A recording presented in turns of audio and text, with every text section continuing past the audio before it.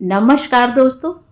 कहानियों की श्रृंखला में आज सुनेंगे वरिष्ठ लेखिका मालती जोशी जी का लघु उपन्यास ये तो होना ही था।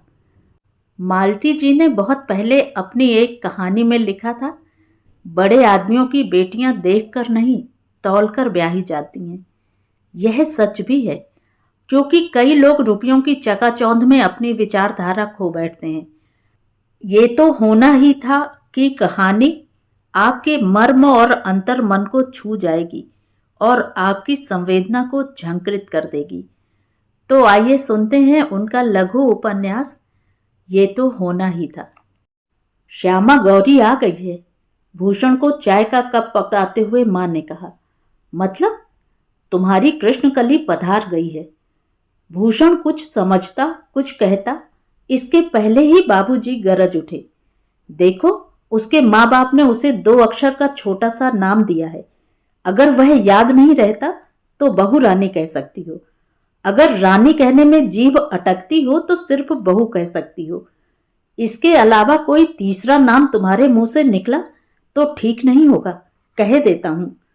ऐसा मैंने क्या कह दिया जो इतने लाल पीले हो रहे हो? मां को अनसुना करके बाबूजी अब भूषण से मुखातिब हुए। बरखुरदार, तुम्हारी बीबी का सरेआम मखौल उड़ाया जा रहा है और तुम मिट्टी के माधोपन चुपचाप सुन रहे हो। लानत है तुम पर। और फिर टेबल से उठते हुए बोले, चाय पीकर जरा कमरे में आना। उनकी आवाज में ऐसी धौंस थी कि चाय भूषण के गले में फंसकर रह गई। किसी तरह उसने कप खाली किया और डरते डरते बाबूजी के कमरे में गया। वे अखबार पढ़ रहे थे। बाबूजी, आप कुछ कह रहे थे? उसने सहमी सी आवाज में पूछा। हाँ, बैठो जरा। उसके बैठते ही बाबूजी बोले, बहू रानी के आने का तुम्हें पता नहीं था ना? जी नहीं। उसने फोन नहीं किया था? नहीं। उसका नंबर है तुम्हारे पास? वह चुप रह गया। और तुम्हारा नंबर भी उसके पास नहीं होगा, ठीक है ना? वह चुप रहा। तो यह जो प्रचारित हो रहा है ठीक हो रहा है? क्या प्रचारित हो रहा है? यही कि शादी तुम्हारी मर्जी से नहीं हुई है। वह चुप रहा। और जिस तरह तुम्हारी अम्मा दिन रात टसवे बहाती रहती है, उससे लगता है कि शादी उनकी पसंद की भी नहीं है। तो बताओ कि किसकी मर्जी से हुई है यह शादी? तुम ही दोनों सूत्रधार थे, तुम ही लड़की देखने गए, मैं तो बीच में कहीं भी नहीं था। फिर? वह चुप रहा। क्या कहता? आज उसके पिता उसे छोड़ने आए थे। जानते हो क्या कह रहे थे? उसने प्रश्नार्थक दृष्टि से पिता की ओर देखा। बोले, जिस दिन लड़की यहां से गई है उसी दिन उसने कह दिया था कि अब लौट कर नहीं जाऊंगी। बड़ी मुश्किल से मनाकर लाया हूं कि 5-6 दिन में किसी की पहचान नहीं होती। कुछ दिन और रहकर देख लो, फिर सोचेंगे। पर बेटा, मैं जानना चाहता हूं कि उन 5-6 दिनों में ऐसा क्या घट गया कि बहू रानी ने यहां आने से मना कर दिया? इस प्रश्न का क्या उत्तर देता वह? चुप रह गया। एक बात कान खोलकर सुन लो, वह तुम्हारी पत्नी है। गाजे बाजे के साथ तुम उसे ब्याह कर लाए हो। अगर उसके सम्मान की रक्षा तुम नहीं कर सकते तो साफ बता दो, मैं कल ही उसे उसके घर छोड़ाऊंगा। समधी जी 4 बातें सुनाएंगे तो सुन लूंगा, पर किसी की बेटी को अपने घर में प्रताड़ित नहीं होने दूंगा। इतना कहकर बाबूजी ने दरवाजे की ओर मुंह करके ऊंची आवाज में कहा, वहां कान लगाए क्यों खड़ी हो? भीतर आ जाओ, तुम्हारा ही कमरा है। मां सकुचाई सी भीतर आई। वहां कान लगाए क्यों खड़ी थी? मैं तो ऐसे ही देख रही थी। क्या? यही कि बाप बेटे के बीच क्या खुसर फुसर हो रही है। मैं बेटे की कान खिंचाई कर रहा था। अच्छा हुआ तुम आ गई। लगे हाथ तुमसे भी निपट ही लेता हूं। अब मैं जो कह रहा हूं उसे कान खोलकर सुन लो। बहू जब पहली बार आई थी तब तुमने उसे कई नामों से नवाजा था। मावस पूनों की जोड़ी कहा था। एक गाना भी बनाया था, राधा क्यों काली मैं क्यों गोरा। अपनी इस कलाकारी पर तुमने खूब वाहवाही भी लूटी थी। मुझे उस समय भी यह सब अच्छा नहीं लगा था, पर घर पर मेहमान थे और मैं उनके सामने तुम्हारा अपमान नहीं करना चाहता था। पर आज तुम्हें मैं वार्निंग देता हूं, आज के बाद कभी तुमने उसके रूप रंग पर फप्ती कसी तो मुझसे बुरा कोई नहीं होगा। उस समय मैं यह नहीं देखूंगा कि सामने कौन है, और मेरा गुस्सा तुम जानती हो। अगर अपनी इज्जत प्यारी है तो आगे से सावधान रहना, समझी? भूषण को अब वहां बैठने में संकोच होने लगा। वह उठ खड़ा हुआ। बाबूजी, मैं चलूं? जरा फ्रेश हो लेता हूं। जाओ, पर मैंने जो कहा है उसे याद रखना। कमरे से बाहर निकलकर उसने एक लंबी सांस ली। भीतर उसका दम जैसे घुटा जा रहा था। बाबूजी आज अपने प्रिंसिपल वाले अंदाज में थे। अपने कार्यकाल में वे अपने कठोर अनुशासन के लिए प्रसिद्ध रहे हैं। वह बाबूजी के कमरे से बाहर आ गया, पर अपने कमरे में जाने की उसकी हिम्मत नहीं पड़ रही थी। एक एक सीढ़ी चढ़ना उसके लिए पहाड़ चढ़ने जैसा हो रहा था। कमरे में निधि थी, जिसे उसके पिता उसकी अनिच्छा के बावजूद जबरन यहाँ छोड़ गए थे। इस अपरिचित स्नेहहीन वातावरण में उसे छोड़ते हुए क्या उनके मन में जरा भी दर्द नहीं हुआ होगा? कमरे के सामने पहुंचकर वह कुछ क्षण खड़ा रहा। फिर उसने एक लंबी सांस ली और उड़के हुए दरवाजे को धीरे से ठेलकर भीतर आया। अपने पीछे दरवाजा उड़काकर वह कमरे का निरीक्षण करने लगा। उसका सूटकेस, हैंडबैग, पर्स सब अभी वैसे ही रखे हुए थे जैसे प्लेटफॉर्म पर सामान रखा हो। सोफे की बांह पर कुशन रखकर वह लेटी हुई थी। डूबते सूरज की किरणें खिड़की से आकर उसके चेहरे पर पड़ रही थीं। उस मध्यम रोशनी में उसका चेहरा बड़ा म्लान लग रहा था। भूषण का मन कसैला सा हो आया। पता नहीं यह सफर की थकान थी या अपने असहाय बंधुहीन होने का एहसास। इस समय निधि का पूरा वजूद ही बड़ा करुण लग रहा था। उसके अंतर मन से एक आवाज उठी। हो सकता है यह बाबूजी के भाषण का प्रभाव हो, पर उसने यह महसूस किया कि यह लड़की मेरा हाथ पकड़कर इस घर में आई है, तो अब यह मेरी जिम्मेदारी है। मुझे ही अब इसकी जरूरतों का ख्याल रखना है, उसके सुख दुख की चिंता करनी है, उसके मान सम्मान की रक्षा करनी है। वह धीरे से जाकर पास वाली कुर्सी पर बैठ गया, पर उतनी सी आहट से भी उसकी आंख खुल गई। कपड़े संभालती हुई वह उठ बैठी। सॉरी, सॉरी तो मुझे कहना चाहिए। तुम्हें नींद से जो जगा दिया। मैं सोई नहीं थी, बस लेट गई थी। बहुत थक गई थी ना? उसकी मुद्रा एकदम शांत, स्वर कोमल और मधुर था। कितने बजे पहुंची? दोपहर 3 बजे। पापा छोड़ने आए थे ना? रुके नहीं? उन्हें काम था। इसके बाद वह कुछ क्षण चुप रहा, फिर पूछा, घर पर सब कैसे हैं? अच्छे हैं, सबने आपको विश किया है। थैंक्स। फिर एक अंतराल, फिर एक प्रश्न। सुबह कितने बजे चले थे? 7 बजे। रास्ते में 2 बार रुके भी थे, चाय के लिए और खाने के लिए। हाँ, रुकना तो खैर पड़ता ही है, उसने कहा, और फिर एक मौन उन दोनों के बीच पसर गया। उसे अपने ऊपर तरस आ रहा था। उसके पास कहने के लिए कुछ नहीं है। सोच सोचकर एक एक फालतू सा प्रश्न पूछता जा रहा है। एकाएक कमरे में छाई उस नीरवता का भंग हुआ। दरवाजा भड़ाक से खुला और रंजना कमरे में दाखिल हुई। चाय का कप एक तरह से टेबल पर पटकते हुए बोली, बाबूजी ने भिजवाई है। और जिस तेजी से भीतर आई थी उसी तेजी से बाहर चली गई। उसके तेवर से साफ जाहिर था कि यह काम उसे बेहद नागवार गुजरा है। बाबूजी की अवज्ञा करने की हिम्मत नहीं थी, नहीं तो वह कभी ना आती। शायद निधि ने भी इस बात को महसूस किया। बोली, दीदी ने नाहक तकलीफ की, मैं आने ही वाली थी। कोई बात नहीं, तुम आज थकी हुई हो ना, इसलिए। पर वह जानता है कि अगर उसे इस तरह चाय पेश की गई होती तो वह कप उठाकर फेंक देता। पर यह बेचारी घर की बहू है, यह अपने तेवर किसे दिखाएगी, कैसे दिखाएगी? कितनी ही देर तक वह चाय ऐसी ही रखी रही। फिर उसने कहा, चाय ठंडी हो रही है, पी लो। निधि ने कप उठाया और एक घूंट में खाली करके रख दिया। फिर बोली, दरअसल मैं इन कपड़ों में नीचे जाना नहीं चाहती थी और इतनी थकी हुई थी कि साड़ी पहनने की हिम्मत ही नहीं थी।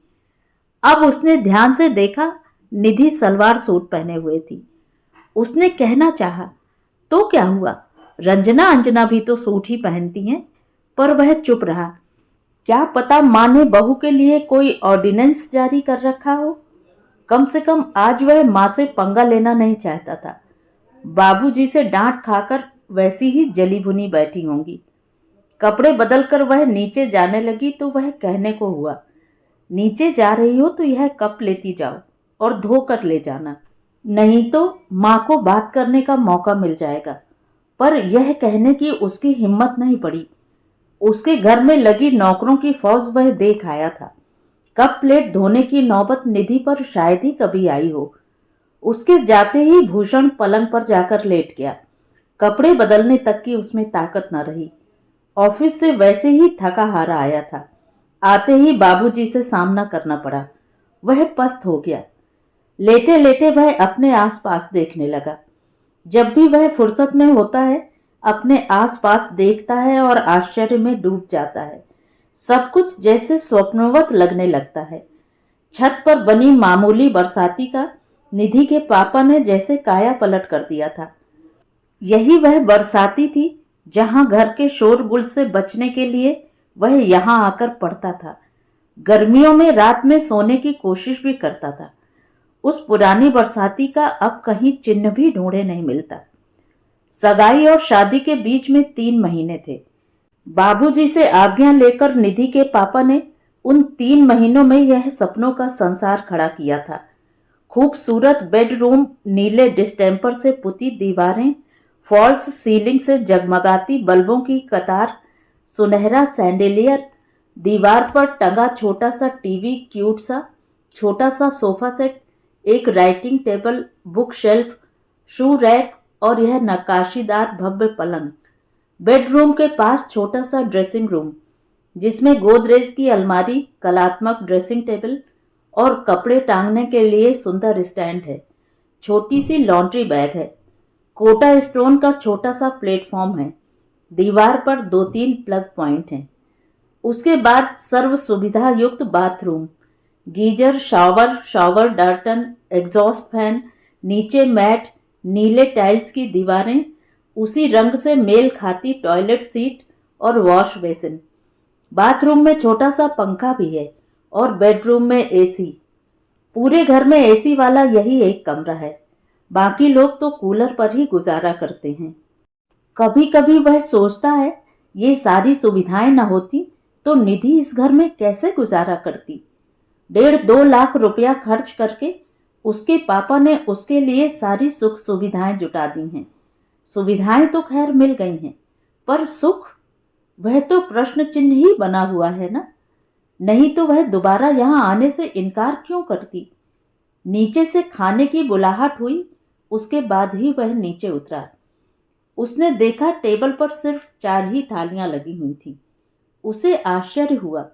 दिन में तो सबके समय अलग होते हैं, पर शाम का खाना तो सब साथ ही खाते हैं। फिर आज क्या हुआ? और लोगों की थालियां कहाँ हैं? बाबूजी ने पूछा। आप लोग बैठिए, हम लोग बाद में ले लेंगी। भूषण को बहनों पर गुस्सा आया। कम से कम उन लोगों को तो कहना था कि हम भाभी के साथ खाएंगे। खाने के साथ में मिठाई परोसी जा रही थी। लो भाई, मिठाई खाओ, तुम्हारी ससुराल से आई है। मिठाई लीजिए, आपके समधी जी लाए हैं। तुम दोनों भी चखो, भाभी के मायके से मिठाई आई है। बाबूजी तो माँ की नस नस जानते थे। उन्होंने फौरन ताड़ लिया। बोले, मिठाई परोसते समय तुम्हारा सुर इतना कड़वा क्यों है? सुर क्यों कड़वा होगा? बस कह रही हूं कि 1 पैकेट मिठाई आई है, बस खाओ और खत्म करो। मतलब क्या होगा? अब 1 पैकेट में क्या तो खाएंगे और क्या बांटेंगे? किसे बांटनी है? अड़ोस पड़ोस में देनी होती है। पहली बार बहू पीहर से आई है तो अड़ोस पड़ोस में बायना देना होता है। खैर, उन लोगों को पता नहीं होगा। भूषण ने कनखियों से देखा। पुराने डाइनिंग टेबल की कुर्सी पर निधि गुमसुम सी बैठी थी। माँ की टिप्पणी उसने सुनी तो जरूर होगी, पर उसका चेहरा वैसा ही भावहीन बना रहा। एकाएक उसका खाने से जी भर गया और वह उठ गया। इतनी जल्दी? माँ ने पूछा। क्या ससुराल की मिठाई से ही पेट भर गया?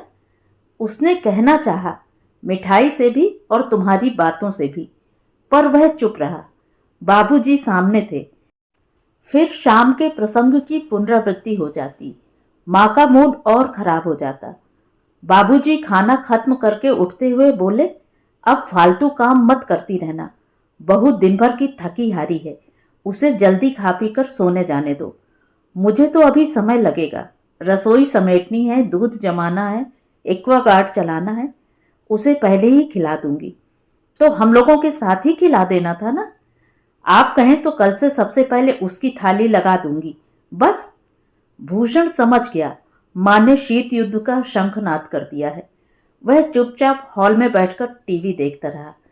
इस मंगलाचरण के बाद निधि ने क्या खाया होगा, कैसे खाया होगा, यह सोचकर ही उसका मन भर आया। खाना खाकर निधि ऊपर चली गई तो वह उसके साथ ही जाना चाहता था, पर मां के डर से बैठा रहा। बहनों के सामने मां ने कोई अभद्र टिप्पणी कर दी तो उसे बहुत शर्मिंदा होना पड़ेगा। पिछली बार जब निधि यहां थी तो घर में शादी का माहौल था। घर में ढेर सारे मेहमान थे। उसके दाम्पत्य की असली शुरुआत तो अब होनी थी। जब आगाज ही ऐसा हुआ है तो अंजाम पता नहीं क्या होगा। इस शीत युद्ध की परिणति पता नहीं क्या होगी। वह आज रात निधि से पूछने वाला था कि उसने दोबारा यहां आने से इनकार क्यों कर दिया था। अब वह प्रश्न ही रद्द हो गया था। उत्तर उसके सामने था। बंद दरवाजे पर वह दस्तक देता, इसके पहले ही दरवाजा खुल गया। शायद निधि ने उसे की होल से देख लिया था। भीतर आते हुए उसने कहा, दरवाजा लॉक करके क्यों बैठ गई थी? गाउन पहन लिया था ना, इसलिए। निधि ने कंधे से दुपट्टा उतारते हुए कहा, एकदम से कोई आ जाता है तो अच्छा नहीं लगता। अब इतनी रात में कौन आएगा? सो तो है, फिर भी साड़ी पहनकर सोने की आदत नहीं है ना। उस समय सब नया नया था। घर में मेहमान भी थे, इसलिए साड़ी पहनकर सो लेती थी। ओके, उसने कहा और फ्रेश होने चला गया। वॉशरूम से लौटकर देर तक टीवी देखता रहा, पेपर पलटता रहा। मन में असंख्य कुंठाएं थी, उनके जवाब पाने का यत्न करता रहा। आखिरकार हार कर उसने बत्तियां बुझा दी और आकर लेट गया। कोई 15-20 मिनट बीते होंगे कि उसने कंधे पर हल्का सा स्पर्श महसूस किया। औसत भारतीय पुरुष को प्रणय प्रसंग में स्त्री की पहल करना अच्छा नहीं लगता। भूषण भी अपवाद नहीं था। उसने वितृष्णा से निधि की ओर देखा। नाइट लैंप की रोशनी में उसने देखा कि वह होठों पर उंगली रखकर उसे चुप रहने का इशारा कर रही है और उंगली से दरवाजे की ओर इंगित कर रही है। उसे कुछ समझ में नहीं आया, पर वह धीरे से उठा, दरवाजे की ओर गया। की होल से देखा तो एक छाया सी नजर आई। उसने दरवाजा खोला और बुरी तरह चौंक गया। मां, तुम? अप्रत्याशित रूप से दरवाजा खुलने से मां भी हड़बड़ा गई थी और भूषण तल्ख स्वर में पूछ रहा था, यहां इतनी रात तुम क्या करने आई हो? कुछ नहीं, बस देखने आई थी। क्या देखने आई थी? चिल्ला क्यों रहा है? जा रही हूं। और वो धीरे धीरे सीढ़ियां उतर गईं। भूषण कितनी ही देर तक हतबुद्ध सा वहां खड़ा रहा। फिर उसने धीरे से दरवाजा बंद कर लिया। बंद दरवाजे पर सिर टिकाए वह बड़ी देर तक खड़ा रहा। बिस्तर पर लौटने का उसका साहस नहीं हो रहा था। वह बेहद शर्मसार महसूस कर रहा था। खड़े खड़े जब पैर जाम हो गए तो बिस्तर पर आकर बैठ गया। दोनों हथेलियों में सिर थामकर वह देर तक बैठा रहा। लगता था कि अगर हाथ हटा लेगा तो सिर फट जाएगा। सॉरी, पीछे से मृदुल आवाज आई। सॉरी किस लिए? शायद मुझे बताना नहीं चाहिए था, पर आपने कहा था इतनी रात को कौन आएगा, इसलिए। तुम्हें पता था कि माँ वहां है? निधि ने स्वीकृति में सिर हिला दिया। कैसे? पिछली बार जब मैं यहां थी ना, तो रात को सीढ़ियों पर चढ़ने उतरने की आवाज सुनकर डर गई थी। फिर एक रात मैंने बोल्ट उतार कर रखा। जब सीढ़ियां उतरने की आवाज सुनाई दी तो धीरे से खोलकर देखा, माँ जी थी। उसने पूछना चाहा कि डर लग रहा था तो मुझे जगाया क्यों नहीं, लेकिन पूछ नहीं सका, क्योंकि इतना विश्वास उसने दिया ही कब था कि वह अपना डर या दर्द उससे बांटती। उसने बस यूं ही पूछ लिया, माँ क्या रोज आती थी? रात में 1-2 बार तो जरूर आती थी। वह फिर हाथों में सिर थाम कर बैठ गया था। निधि ने एक बार फिर सॉरी कहा तो बोला, तुम बार बार सॉरी क्यों बोल रही हो? मुझे पता होता कि आप इतने डिस्टर्ब हो जाएंगे तो मैं बताती नहीं, पर सच में मुझे ऐसे वातावरण की आदत नहीं है। मेरे भैया की शादी को 5 साल हो चले हैं। पापा का तो सवाल ही नहीं उठता। मम्मी भी उनके कमरे में कभी नहीं जाती हैं। तनिष्क के समय भाभी की तबीयत थोड़ी ढीली थी, तब एक आध दो बार गई होंगी बस। कुछ काम होता है तो मिस्ड कॉल दे देती हैं। मुझसे भी कहती हैं कि जब भैया घर में हुआ करें तो कमरे में मत जाया करो। उस दिन माँ जी अचानक इस कमरे में आ गई थी। यह बात अगर मैं मम्मी को बताऊंगी तो वे तो बेहोश ही हो जाएंगी। बताया तो नहीं ना? ऐसी बातें क्या बताई जाती हैं? निधि ने कहा। थैंक यू, उसने तहे दिल से कहा और वह फिर चुप हो गया। वह सारा प्रसंग उसकी आंखों के सामने घूम रहा था। उस दिन उसकी सुहाग रात थी। रिश्ते की भाभियों ने दिन भर लगकर उसका कमरा सजाया था। देर तक दीदी लोग और भाभियां कमरे में चूहलबाजी करती रही थीं। कोई 10 बजे उन लोगों ने कमरा खाली किया था। वह दरवाजा बंद करने की सोच ही रहा था कि माँ आंधी की तरह कमरे में चली आई थी। आते ही उससे लिपट कर रो पड़ी थी। रोते हुए उनका प्रलाप जारी था। मैं तुम्हारी कसूरवार हूँ बेटा, मैंने तुम्हारी जिंदगी तबाह कर दी। कैसा पत्थर तुम्हारे गले में बांध दिया है। पर क्या करूं, मेरी अक्ल पर ही पत्थर पड़ गए थे। मेरी मति मारी गई थी। पता नहीं उन लोगों ने चाय में क्या पिला दिया था, हलवे में क्या खिला दिया था। मेरी आंखों में धुंध पड़ गई थी। मुझे कुछ दिखाई नहीं दिया था। मुझे मालूम है बेटा, भगवान इस गलती को कभी माफ नहीं करेगा, पर तुम माफ कर देना बेटा, अपनी माँ को माफ कर देना। माँ उसकी छाती में मुंह छिपाकर रोए जा रही थी और वह पत्थर की मूर्ति सा निस्पंद खड़ा था। और एक कोने में खड़ी निधि इस दृश्य को देखकर सहम गई थी और थर थर कांप रही थी। तभी बाहर से बुआ की कड़कदार आवाज सुनाई दी। भाभी, बच्चों के कमरे में क्या कर रही हो? बंद करो यह नौटंकी और बाहर निकलो। बुआ यूं तो बाबूजी की छोटी बहन थी, पर उम्र में माँ से बड़ी थी और बाबूजी की तरह ही रोब दाब वाली थी। उनसे भिड़ने का साहस माँ में नहीं था। उनकी आवाज सुनते ही माँ सहम कर दूर हो गईं और धीरे धीरे चलकर कमरे से बाहर हो गईं। बुआ ने आगे बढ़कर दरवाजा बंद कर लिया और कहा, बेटा अंदर से बंद कर लो। वह रात, वह मधु यामिनी एक दूसरे से आंख चुराते ही बीत गई। क्या माँ यही चाहती थी? क्या आज भी उनका इरादा यही था?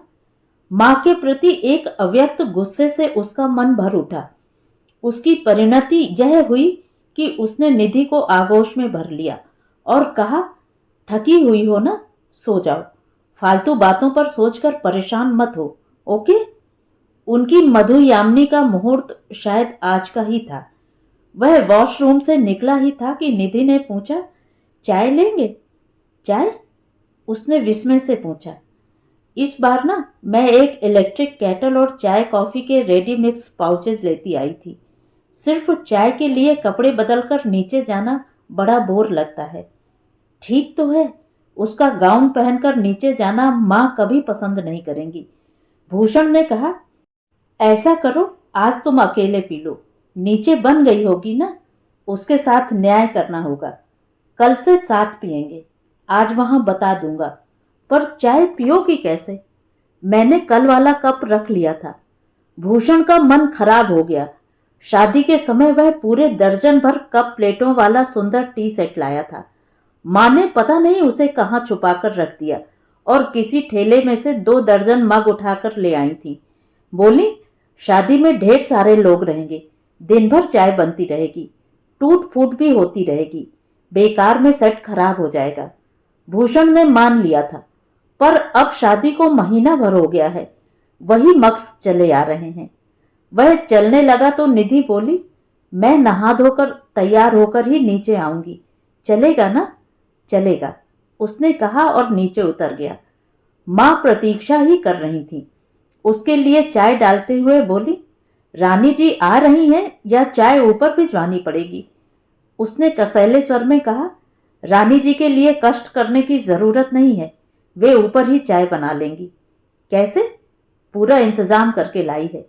और यहां जो बन गई है उसका क्या होगा? मैं पी लूंगा। 2-2 कप पियोगे? क्या फर्क पड़ता है, पानी ही तो है।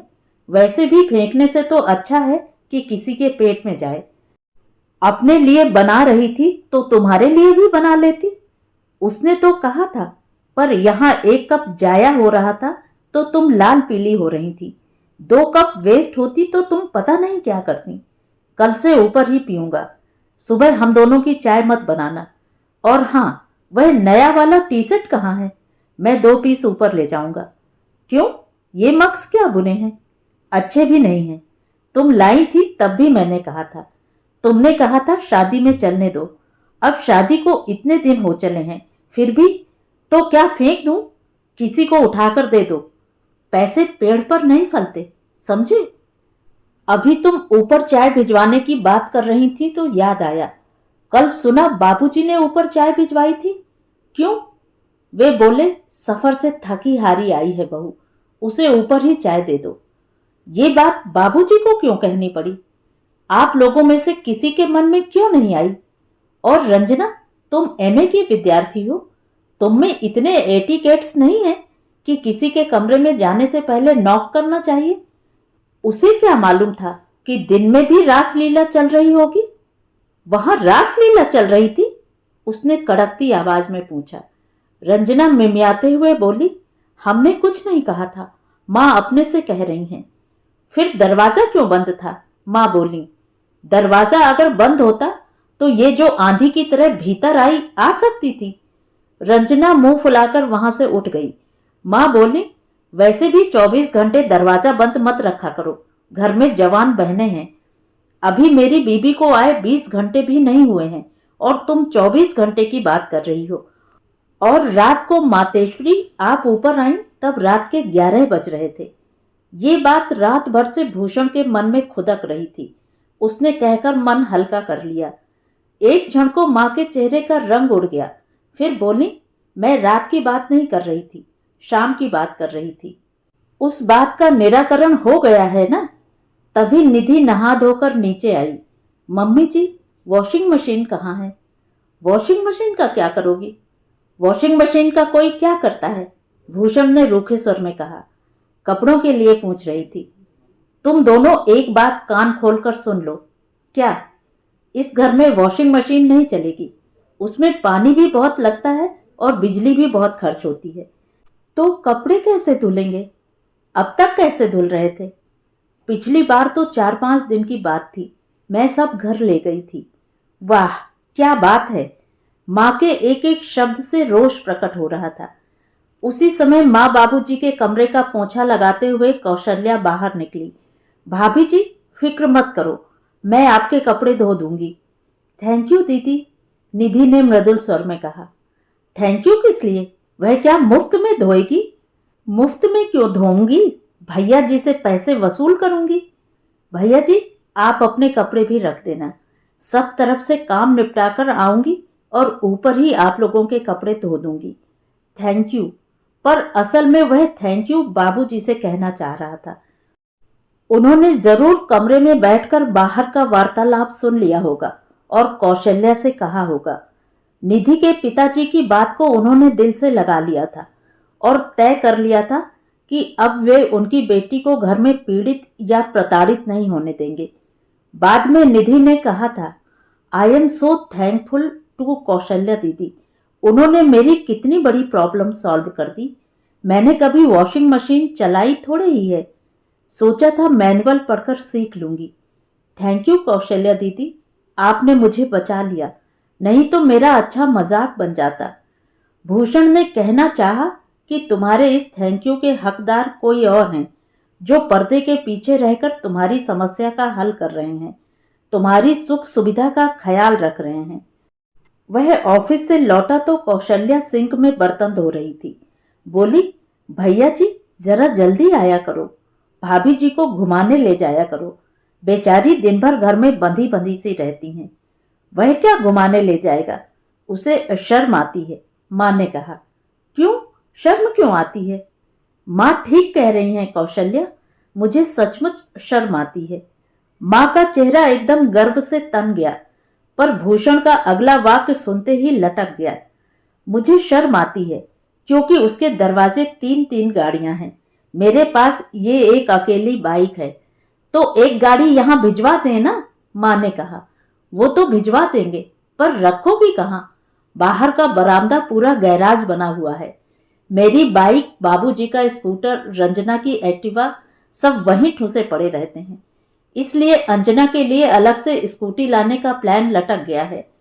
कौशल्या बाहर निकली तो ऊपर से आवाज आई, दीदी। आई भाभी, और कौशल्या फटाफट सीढ़ियां चढ़ गई। आजकल भाभी जी बड़ी लाडली बन गई है कौशल्या की। अच्छा तो है, भूषण ने कहा।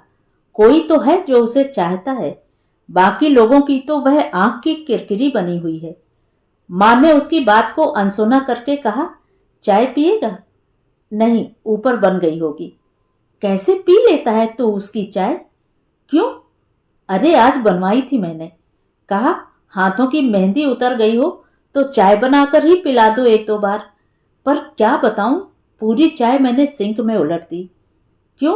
अच्छी नहीं बनी थी? किसी ने चखी होती तो पता चलता ना कि कैसी बनी थी। मेरा तो शक्ल देखकर ही मन खराब हो गया। चाय की शक्ल देखकर स्वाद पता चल जाता है? क्यों नहीं चलता? इतने दिन भाड़ नहीं झोंकी है मैंने। तभी कौशल्या नीचे उतरी। भैया जी, भाभी चाय लिए बैठी हैं। जा रहा हूं, उसने कहा और सीढ़ियां चढ़ने लगा। तभी कानों में माँ की आवाज आई, कौशल्या, क्या लिए जा रही है? भाभी की साड़ियां हैं, प्रेस में जाएंगी। रानी जी घर में भी प्रेस की साड़ियां पहनेंगी? सूरत न शक्ल, ठसक देखो। वह सीढ़ियों पर ही ठिठक गया था। वहीं से बोला, माँ, प्रेस के कपड़ों का सूरत शक्ल से क्या संबंध है? माँ बुरी तरह चौंक गई। तो अभी तक यहीं खड़ा है? ऊपर जा रहा था ना? जा रहा हूं, आपकी अमृतवाणी सुनने के लिए रुक गया था। माँ ने एकदम मुंह फेर लिया था, इसलिए उनके चेहरे के भाव वह पढ़ नहीं सका। निश्चित ही वे देखने लायक होंगे। ऊपर जाते हुए भूषण का मन ग्लानि से भर उठा था। निधि की बनाई चाय माँ ने सिंक में उड़ेल दी थी। उसे कैसा लगा होगा? चाय देते समय निधि ने धीरे से पूछा, आपको सचमुच ये चाय अच्छी लगती है ना? जबरदस्ती तो नहीं पीते? ऐसा क्यों पूछ रही हो? आज माँ जी के लिए चाय बनाई थी, पर उन्हें पसंद नहीं आई। वह दूसरे वाक्य की प्रतीक्षा करता रहा कि उन्होंने सिंक में उलट दी, पर निधि ने कहा, आपके लिए कह रही थी। वह कैसे पी लेता है पता नहीं। हर माँ को लगता है कि बेटे को सिर्फ उसके हाथ का खाना, उसके हाथ की चाय अच्छी लगती है। माँ की बातों का बुरा मत मानना, उन्हें किसी के हाथ का कुछ अच्छा नहीं लगता। नौकरी लगने के बाद उन्हें आराम देने के लिए मैंने 2-3 बार कुक रखने की कोशिश की, पर किसी से उनकी पटी नहीं।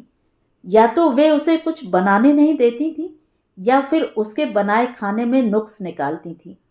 2 महीने से ज्यादा कोई टिकता ही नहीं था। आखिरकार मैंने वह कोशिश छोड़ दी। तुमसे यह सब इसलिए कह रहा हूं कि कल को तुम कोई खाने की चीज भी बनाओगी तो उन्हें पसंद नहीं आएगी। उसका बुरा मत मानना। मैं खाने की चीज क्या बनाऊंगी? मुझे चाय बनाना ही नहीं आता। गैस पर बनने वाली चाय तो बिल्कुल ही नहीं आती। घर पर चाय कौन बनाता है? गेस्ट होते हैं तो टेबल पर मम्मी या भाभी बनाकर सर्व करती हैं। देशी ढंग से बनती है तो राजा राम भैया या नारायण जी बनाते थे। ये कैटल वाली चाय तो मैं एग्जाम के दिनों में कमरे में बनाती थी, इसलिए पता है। घर में खाना कौन बनाता है? महाराज है ना, काशी बाई है, जिन्हें हम लोग काकी कहते हैं। वो सब्जी काट देती हैं, मसाला पीस देती हैं। कभी भैया को नॉनवेज खाना हो तो कैंटीन से खानसामा आ जाता है। तुम्हारे घर में नॉनवेज बनता है? किचन में नहीं बनता। भैया के कमरे से लगा हुआ छोटा सा किचन है। तनिष्क के लिए दूध गर्म करना हो, रात बिरात को कॉफी बनानी हो तो काम आता है। ये इलेक्ट्रिक केटल यहाँ लाने का आइडिया मुझे भाभी ने ही दिया था। काफी देर तक बातें होती रहीं, पर निधि ने सिंक में चाय फेंकने की बात नहीं बताई। शायद उसके सामने न फेंकी हो, या कि फेंकी ही ना हो। माँ के बारे में कुछ कहा नहीं जा सकता, वे कुछ भी कह सकती हैं, कर सकती हैं। बाबूजी का मैसेज? उसे बड़ा आश्चर्य हुआ। बाबूजी इन आधुनिक कलाबाजियों से कोसों दूर रहते हैं। मोबाइल भी भूषण ने बड़ी मुश्किल से उन्हें दिलवाया था। उन्होंने सारी तकनीक सीख भी ली थी, पर वे शायद ही कभी उनका उपयोग करते थे। मैसेज भी शायद पहली बार ही भेजा है। उसने पढ़ा, मेरी स्कूटर की डिक्की में एक थैला है, उसे लेकर सीधे ऊपर जाओगे और याद रखना यह सामान तुम लाए हो, मैं नहीं। अपनी बाइक टिकाकर उसने बाबूजी के स्कूटर की डिक्की खोली। उसमें सामान से ठसाठस भरा हुआ एक थैला था। उसे लेकर सीधे ऊपर जाना था। माँ का चुंगी नाका पार करना केवल असंभव था। फिर भी दाएं बाएं न देखते हुए वह सीधा सीढ़ियों की तरफ बढ़ गया। आहट पाकर माँ रसोई से बाहर आई। भैया आया था ना? हाँ, ऊपर गए हैं, कुछ सामान लाए हैं, रंजना ने बताया। काली माई का चढ़ावा होगा। कमरे में जाते जाते भूषण ने यह फिक्रा सुन लिया था। उसे बुरा भी लगा, पर इस समय उसके मन पर दूसरी ही बातें हावी थीं। भीतर जाते ही उसने वह थैला निधि के सामने रख दिया। क्या है? मुझे क्या पता। तुमने बाबूजी से क्या मंगवाया था? मैं बाबूजी से क्यों कुछ मंगवाऊंगी? अगर किसी चीज की जरूरत होगी तो आपसे कहूंगी ना। मैं वही तो सोच रहा था। खैर, चलो खोलकर देखते हैं। थैले में नाश्ते का सूखा सामान था। 2-3 तरह के बिस्किट, नमकीन, सेव, आलू के चिप्स, भुने हुए काजू और ब्रेड। Oh my God! दोनों हाथों में सिर थामकर निधि धम्म से बैठ गई। क्या हुआ? उसने घबराकर पूछा। आप नाराज तो नहीं होंगे? पहले बताओ तो क्या हुआ, फिर सोचूंगा। वह सचमुच घबरा गया था। आज सुबह 12:30 बज गए थे। मुझे भूख लगाई थी। मैंने माँ जी से पूछा, हम खाना ले लें? तो बोली, अभी तुम्हारे ससुर ने खाया नहीं है, तुम्हें कैसे दे दूं? बाबूजी पूजा कर रहे थे। वहीं से बोले, सुबह उसे भी बच्चों के साथ क्यों नहीं खिला देती? उन्हें ऑफिस जाना होता है, कॉलेज जाना होता है, इसलिए हाय हाय करके किसी तरह खिला देती हूँ। कहोगे तो इसे भी खिला दूंगी। अच्छा बताओ, अपने घर में भी तुम 10 बजे खा लेती थी? लंच तो 1 बजे ही होता है, पर सुबह ब्रेकफास्ट हो जाता है ना। तो माँ बोली, अब ब्रेकफास्ट भी बनाऊं, खाना भी बनाऊं। मेरे कोई 4 हाथ हैं, किसी का आसरा भी तो नहीं है। ओह, तभी बाबूजी इतना सारा सामान ले आए हैं। भूषण का मन कृतज्ञता से भर उठा। चलो चाय के साथ एक आध पैकेट खोल लेते हैं, बाकी बंद रहने दो। कल परसों में कुछ बर्नियां ले आऊंगा। ब्रेड अभी नीचे ले चलते हैं, बाद में एक टोस्टर भी ले आएंगे। कुछ भी लाने की जरूरत नहीं है। मेरे सामान में ग्रोसरी कंटेनर्स की पूरी रेंज है, और शायद टोस्टर भी होगा। उस दिन आप मग्स ले आए थे, तब भी मैं कहने वाली थी कि सामान में अलग डिजाइन्स के 3 सेट हैं, पर आप इतने प्यार से इतने सुंदर मग लाए थे तो कहना अच्छा नहीं लगा। उसकी इस समझदारी पर भूषण मुग्ध हो गया। खुले नमकीन और बिस्कुट के पैकेट को उठाते हुए बोला, मैं नीचे जा रहा हूँ। बंद वाले पैकेट ले जाइए ना। नहीं, पहले इन्हें खत्म कर देते हैं। ठीक है, मैं यह समेट कर नीचे आ रही हूँ। भूषण ने दोनों खुले हुए पैकेट डाइनिंग टेबल पर रख दिए। ये क्या है? माँ ने पूछा। काली माई का प्रसाद है, थोड़ा चढ़ा दिया है, बाकी यह रहा। भूषण, पीछे से कड़कदार आवाज आई। वह चौंक गया। उसे तो पता ही नहीं था कि बाबूजी कमरे में हैं। अगर तुमने यह बात मजाक में कही है तो यह बहुत ही घटिया मजाक है। सॉरी, उसने विनम्रता से कहा। मैं जानता हूं तुम इतना घटियापन नहीं कर सकते। इसका मूल कहाँ है मैं जानता हूं। और उन्होंने जलती हुई आंखों से माँ की ओर देखा। मुझे क्यों घूर रहे हैं? मैंने क्या किया है? काली माई के चढ़ावे की बात किसने कही थी? माँ सकपका गई। बोली, रात दिन मेरा जी जलता रहता है। एक आध बार मुंह से निकल गया तो इतनी हाय तौबा क्यों मचा रहे हैं? तभी भूषण ने निधि को उतरते हुए देखा और बोला, बाबूजी अब रहने दीजिए प्लीज। आज रहने देता हूं, दोबारा ऐसा हुआ तो मुझसे बुरा कोई नहीं होगा। आज तो दोनों बड़ी स्मार्ट लग रही हो, भूषण ने कहा तो दोनों बहनों ने पहले तो एक दूसरे की ओर देखा। फिर अंजना धीरे से बोली, भाभी ने दिए हैं। आई सी, वेरी गुड। तभी माँ बोल पड़ी, ऐसे आंखें फाड़कर देखने की जरूरत नहीं है। ननन भौजाइयों में ऐसा लेन देन चलता रहता है। निधि, मैं अपना वॉलेट शायद ऊपर भूल आया हूँ, ला दोगी प्लीज? जी, कहकर निधि ऊपर चली गई तो उसने कहा, मैंने तो बस एक बात कही थी, उस पर इतना रिएक्ट करने की कोई जरूरत नहीं थी। आजकल माँ का बोलना भी बुरा लगने लगा है। बिना बात के बोलोगी तो बुरा ही लगेगा। और तुम जो बीबी के कपड़ों की ठसक दिखा रहे थे, वह अच्छी बात है। मैं क्या ठसक दिखाऊंगा? मुझे तो पता भी नहीं था कि ये उसके कपड़े हैं। उसकी अलमारी कभी देखी नहीं है। मैं क्यों देखूंगा? मैं तो इसी संकोच में मरा जा रहा हूं कि आज तक उसके लिए कुछ नहीं ला सका। हिम्मत ही नहीं हुई। कुछ लाने की जरूरत नहीं है, ढेर है उसके पास। जिसके पास न रूप है न रंग है, उसके पास भंडार हैं। और मेरी बेटियों के पास गिनती के कपड़े हैं। तुमने फिर उसके रूप रंग पर टिप्पणी की। तुम्हें इतना बुरा लगता है तो जाने दो, नहीं बोलूंगी। पर मैं कहती हूँ, रूप रंग ना सही, गुण ढंग तो हो। चाय तक बनाने का शऊर नहीं है। तुम्हें खाना बनाने वाली चाहिए थी तो किसी मिसरानी की बेटी को ब्याह लाती। ऐसे घर की बेटी क्यों लाईं जहां चाय बनाने तक के लिए नौकर लगे हुए हैं? तो एक खानसामा इधर भी भेज देते।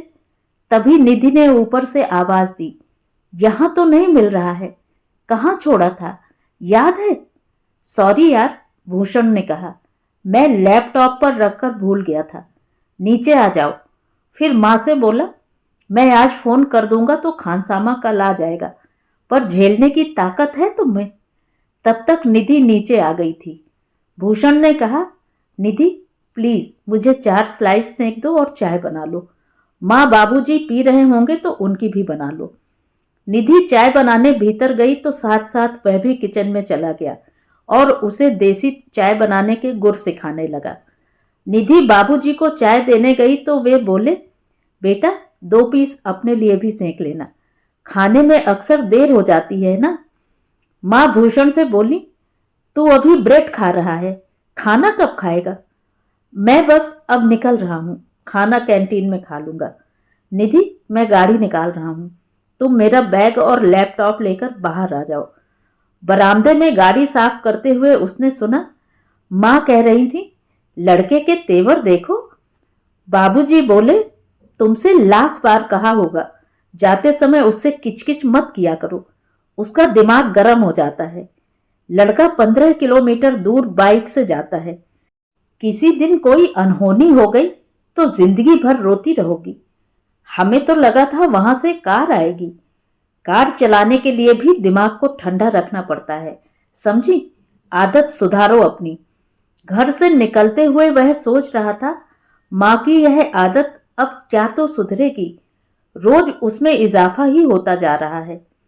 उसने पूछा, रंजू अंजू को वह कपड़े तुमने दिए थे? निधि चुप रही। भूषण ने खींचकर कहा, बताना तो था यार। मैंने तारीफ कर दी तो माँ ने कोई और ही मतलब निकाल लिया और शुरू हो गई।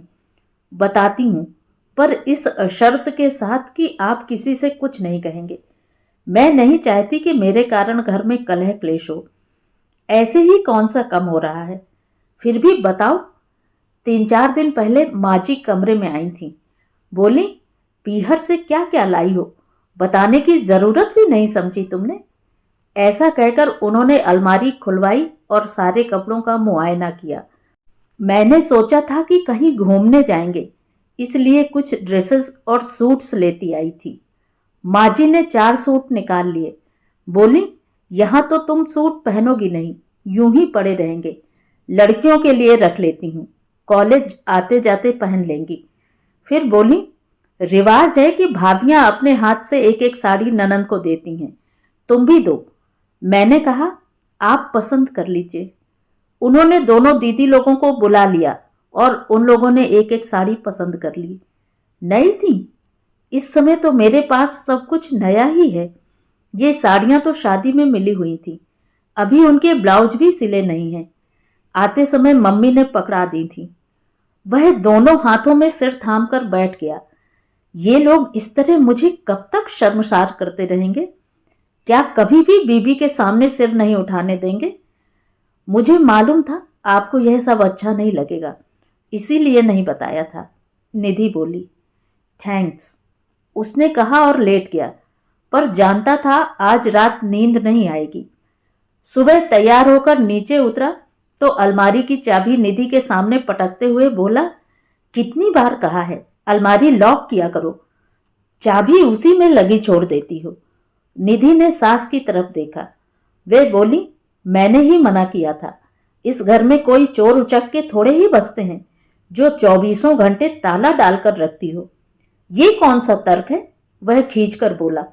ताला खोलने में कितनी देर लगती है? भूषण ठीक कह रहा है, बाबूजी बोले। सावधानी बरतनी चाहिए, वक्त कहकर नहीं आता। अलमारी में बहू की चीज वस्त रखी रहती हैं। चीज वस्त मतलब? निधि ने मासूमियत से पूछा। ज्वेलरी, भूषण ने बताया। ज्वेलरी तो माँ जी के पास है। बाप बेटे दोनों ने माँ की ओर देखा। ऐसे क्या घूर रहे हैं? मैंने कहा था बैंक में रखवा दूंगी। दोनों ने कहना चाहा, कहाँ रखवाओगी, कहीं लॉकर है भी? पर निधि के सामने दोनों चुप रहे।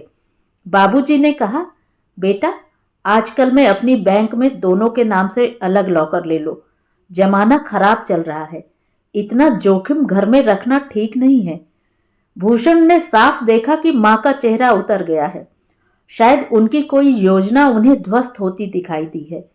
उसने सोचा, लॉकर तो वह ले लेगा, पर माँ के पास से गहने कैसे मांगेगा?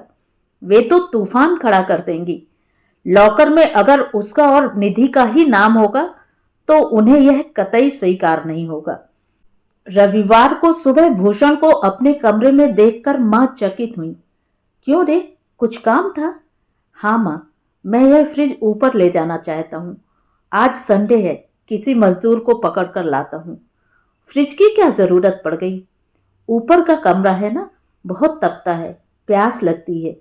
पानी ज्यादा ले जाओ तो गर्म हो जाता है, थोड़ा ले जाओ तो खत्म हो जाता है। ऊपर फ्रिज रहेगा तो बार बार नीचे नहीं आना पड़ेगा। 1-2 कोल्ड ड्रिंक की बोतलें भी रख सकेंगे। और भी बोतलें रखनी होंगी शायद। फिलहाल तो उनकी जरूरत नहीं है, पानी से काम चल जाता है, बाद में देखा जाएगा। तुम्हारे कमरे में तो एसी है ना? कोई 24 घंटे थोड़े ही चलता है। जरा सी बात के लिए तुम इतनी बहसबाजी क्यों कर रही हो? इसलिए कि फ्रिज को कोई हाथ नहीं लगाएगा। फ्रिज और वॉशिंग मशीन मैंने रंजना के लिए रख छोड़े हैं। 1-2 साल में मुझे उसकी शादी कर देनी है। निधि के माँ बाप की दी हुई चीजें तुम रंजना को दोगी? तो क्या हुआ, यह तो जमाने से होता आया है। बहुओं के दहेज से बेटियों का दहेज सजता आ रहा है। ये कोई अच्छी बात है? अच्छी बुरी मैं नहीं जानती, मैंने जो कह दिया सो कह दिया। भूषण कुछ देर तक किम कर्तव्य विमूढ़ सा खड़ा रहा। क्या बोले कुछ समझ में नहीं आ रहा था। तभी माँ बोली, तुम्हारे ससुराल वालों ने हमें धोखा दिया है। कैसे? दहेज में एक धेला नहीं दिया, ऊपर वह ताजमहल बनवा दिया है और यहाँ मेरे कमरे को माल गोदाम बना दिया है। T set, dinner set, ice cream set और जाने क्या क्या। माँ, ये चीजें मुफ्त में तो नहीं आती, पर ये जो भी दिया है बेटी के लिए दिया है। हमारे लिए क्या है? बेटी के लिए भारी भारी साड़ियाँ और मेरी बेटियों के लिए ऐसी कि मैंने नौकरानियों में बांट दी। कौन सी नौकरानियाँ? भूषण के प्रश्न को अनसुना कर वे कहती नहीं। लोग पूछते हैं तो बताने में भी शर्म आती है। सब यही कहते हैं, हीरे जैसा लड़का मुफ्त में लुटा दिया। तो तुम्हारा असली दर्द ये है। नाहक बेचारी के रूप रंग को कोसती रही। वाह बेचारी, बड़ा दर्द आ रहा है। नहीं आएगा, बीवी है मेरी। बाप बेटे दोनों आजकल उसी के हिमायती बन गए हो, तभी तो टिकी हुई है बेचारी, नहीं तो कब की भाग खड़ी होती। यह बात भले ही उसने माँ को चिढ़ाने के लिए कही थी, पर वह मन ही मन जानता था कि यही सच है। दोपहर 12 बजे दरवाजे के सामने सामान वाला एक टेम्पो रुका। दो लोग उतरे और कुछ सामान लेकर भूषण के पीछे पीछे ऊपर चले गए। कौन था? आहट सुनकर माँ किचन से बाहर आ गई थी। भैया शायद फ्रिज लेकर आए हैं, अंजना ने कहा। माँ ने गैस बंद की, हाथ धोए और सीधे ऊपर चली गई। पीछे पीछे अंजना थी। भूषण ने दोनों को देख लिया था, फिर भी अनदेखा करते हुए उन लोगों से बोला, आप ये सारे फंक्शंस मैडम को समझा दो, क्योंकि उन्हीं को ऑपरेट करना है। मैं तो दिन भर बाहर ही रहता हूँ।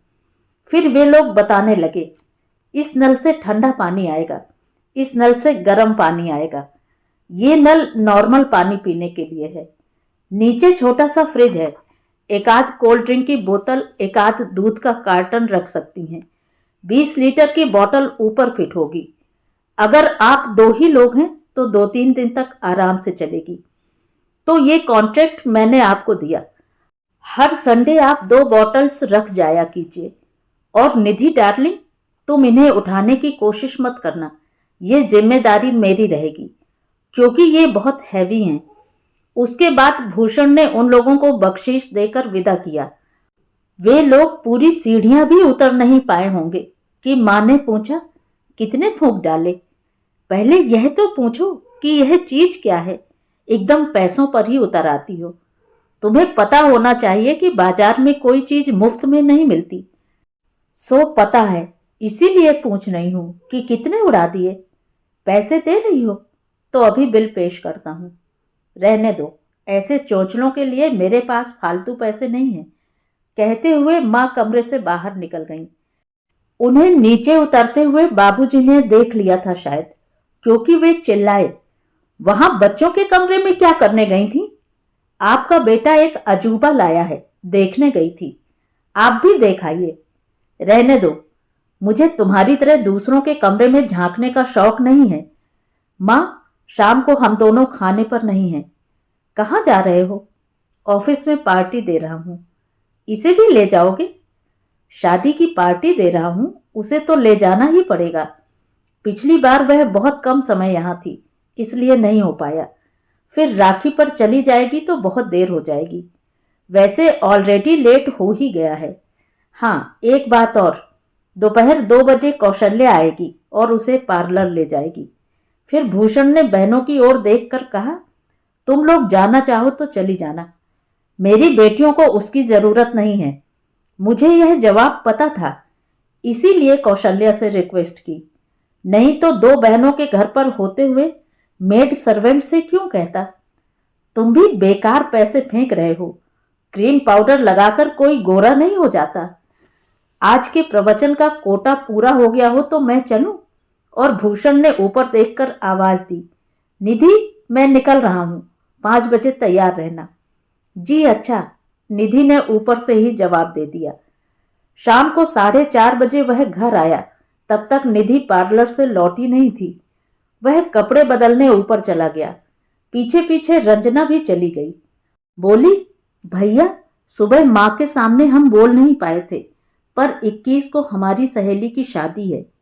प्लीज उस दिन हमारे लिए पार्लर स्पॉन्सर कर दीजिए।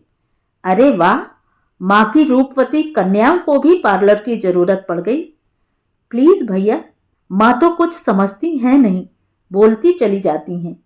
आजकल हर इवेंट से पहले लड़कियां पार्लर जाती हैं, तो यह बात कभी माँ के सामने बोलने की भी हिम्मत करो ना, ताकि उनके व्यंग की धार थोड़ी भोथरी हो जाए। वह और भी कुछ कहना चाहता था, तभी निधि का फोन आ गया। हाँ, तुम गाड़ी छोड़ दो, हम लोग दूसरी बुक कर लेंगे, उसने कहा। वह तैयार होकर नीचे उतरा, तब तक निधि लौट आई थी। कौशल्या बोली, देखिए भैया जी, आपकी दुल्हन कितनी सुंदर लग रही हैं। ऐसे रोज घुमाने ले जाया करो तो थोड़ा सजेंगी संवरेंगी। दिन भर कमरे में गुमसुम सी मुंह लटकाए बैठी रहती हैं। शोर सुनकर माँ बाहर निकल आई थी। आते ही उनकी नजर निधि की साड़ी पर पड़ी। बड़ी सुंदर साड़ी है, उस दिन तो अलमारी में नहीं थी। फॉल पीको के लिए गई थी, नई है? उसके उत्तर की प्रतीक्षा किए बिना उन्होंने भूषण की ओर देखा। बहनों की याद तो ना आई होगी। भूषण ने जानबूझकर विषयांतर करते हुए कहा, जरा कौशल्या की साड़ी तो देखिए, क्या गजब ढा रही है। कौशल्या खुश हो गई, बोली, वह परले मोहल्ले वाले माथुर साहब हैं ना, उनके बेटे की शादी हुई है, उसकी ससुराल से आई है। मथुराइन ने भी दी है, पर वह उतनी अच्छी नहीं है। मैं यह कपड़े ऊपर रख कर आती हूँ, निधि ने कहा। जल्दी आना, फिर मैं कैब बुक करता हूँ। कैब से जाओगे? माँ ने पूछा। भूषण ने जवाब नहीं दिया।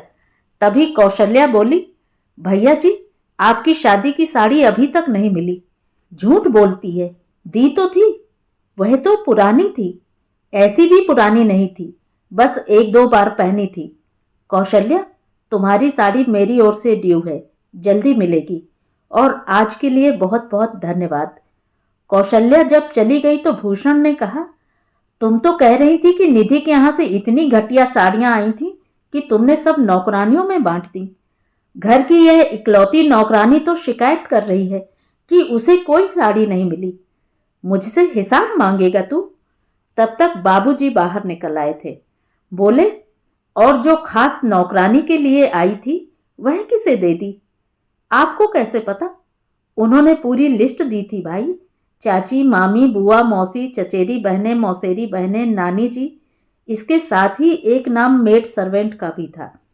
तभी कैब आ गई और ऊपर से निधि भी। सो यह चर्चा वहीं थम गई। वह शाम बहुत शानदार रही। निधि सचमुच बहुत सुंदर लग रही थी। उसके चेहरे पर एक ग्लो था। वह सिर्फ मेकअप का कमाल नहीं था, खुशी की चमक भी उसमें शामिल थी। पति के साथ पहली बार बाहर जाने के उल्लास से उसका चेहरा दमक रहा था। पार्टी बहुत सफल रही। निधि के अभिजात्य ने सबका मन मोह लिया था। उसके व्यवहार में एक ग्रेस थी, एक सहजता थी, जिससे पता चलता था कि ऐसी पार्टियों की उसे आदत है। उसकी वाणी में एक सौम्यता थी, आवाज में एक खनक थी, और उसकी अंग्रेजी तो गजब की थी।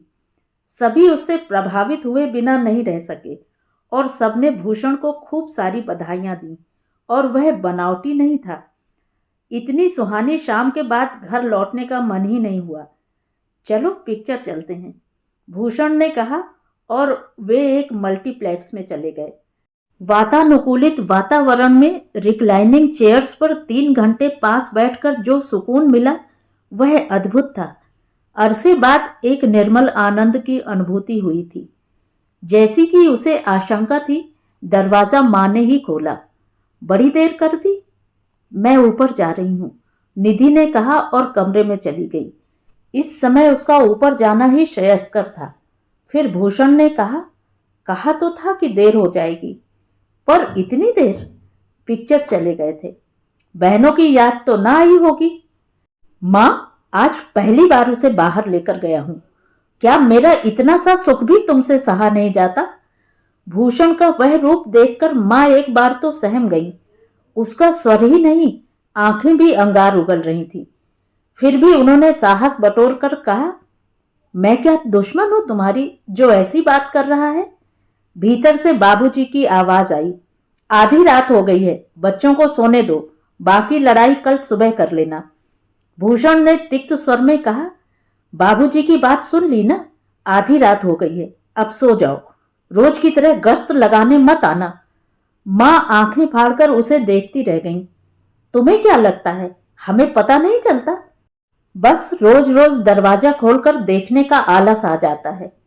माँ को उसी तरह अकबकाई सी हालत में छोड़कर वह कमरे में चला आया। दरवाजा बंद करते हुए उसने देखा, निधि पार्टी के कपड़ों में ही निस्वंद बैठी हुई है। उसे देखते ही बोली, क्या हमारा पिक्चर जाना ठीक नहीं हुआ? देखो, मैं नीचे से काफी झेल कर आया हूं, अब तुम मत शुरू हो जाना प्लीज, उसने खींच कर कहा। सॉरी, निधि बोली और चुपचाप जाकर लेट गई। वह दोनों हाथों में सिर पकड़कर बैठ गया था। ये माँ को क्या होता जा रहा है? इन 2 महीनों में कितना बदल गई हैं। ताने उलाहने के सिवा तीसरी बात उनके मुंह से नहीं निकलती। क्या माँ हमेशा से ऐसी थी कि अब ऐसी हो गई हैं? उसका दिमाग चक्कर खा रहा था, सिर घूम रहा था। उसे एक प्रसंग याद आया। शादी वाले दिन थे, घर में ढेर सारे मेहमान थे। वह बहुत उनींदा हो रहा था, पर दिन के समय ऊपर कमरे में जाते हुए संकोच हो रहा था। एक कमरे में ढेर सारे बिस्तर पड़े थे। वह उन्हीं में से एक पर जाकर लेट गया। बगल के कमरे में महिला मंडल इकट्ठा था। कुछ काम भी हो रहा था और गपशप भी। उन्हीं आवाजों में उसकी मामी की आवाज उभरी। समझ में नहीं आ रहा कि जिज्जी ने क्या समझकर यह रिश्ता किया होगा। जैसा कि वे कहती हैं, क्या सचमुच उन लोगों ने चाय में कुछ मिला दिया था? आपकी ननंद रानी इतनी भोली नहीं है भाभी जी। यह बुआ की आवाज थी। बहुत पहुंची हुई आत्मा है। उन्होंने सोच समझकर यह खेल खेला है। सुंदर बहू लाती तो लड़का उसके रूप जाल में उलझ जाता और हाथ से निकल जाता। उन्हें दो दो बेटियां ब्याहनी हैं। तो क्या, आप जानती तो हैं, ये अम्मा के बबुआ लोग शादी के बाद बीबी के पल्लू से बंध जाते हैं। इसीलिए यह सावधानी बरती है। उस समय यह सुनकर अच्छा नहीं लगा था, पर अब लगता है, क्या सचमुच मां ने यह योजनाबद्ध रूप से किया था? अपने से बहुत ऊंचे घर से साधारण रूप रंग वाली कन्या को ग्रहण करके उन्होंने दो बातें निश्चित कर ली थीं। एक तो ढेर सारा दहेज मिलेगा, दूसरे लड़का भी वश में रहेगा। पर उनकी दोनों ही योजनाएं फलीभूत नहीं हुई। दहेज मिला तो, पर सामान के रूप में, और निरंतर आलोचना के बावजूद वे निधि की ओर से उसका मन नहीं फेर पाई थी, बल्कि वह ज्यादा अपनी सी लगने लगी थी। प्यार न सही, पर उस पर ममता हो आती थी। एकाएक उसने निधि की ओर देखा।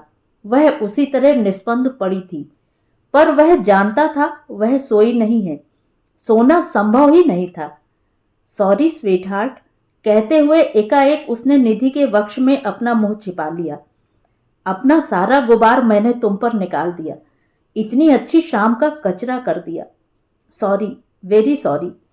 उसने आज पहली बार उसे स्वीट हार्ट कहकर पुकारा था और यह संबोधन उसके अंतर मन से निकला था।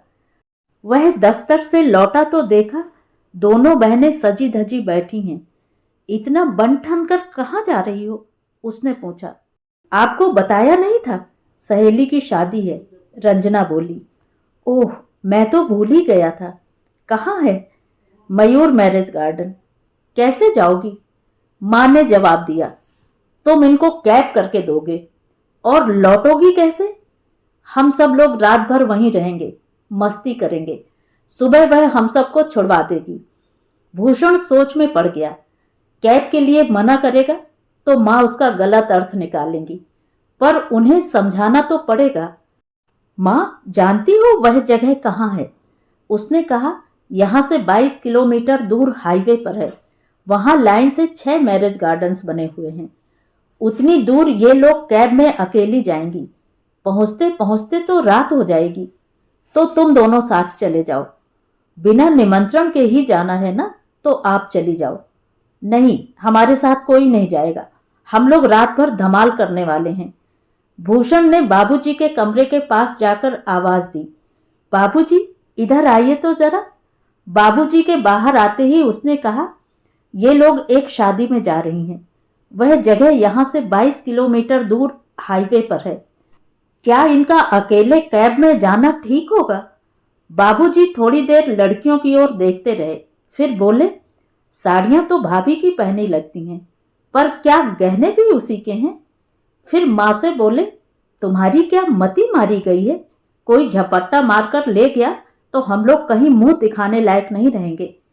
कोई झपट्टा क्यों मारेगा? माँ ने कहा, राशिफल के अलावा भी पेपर में बहुत कुछ आता है, पढ़ा करो।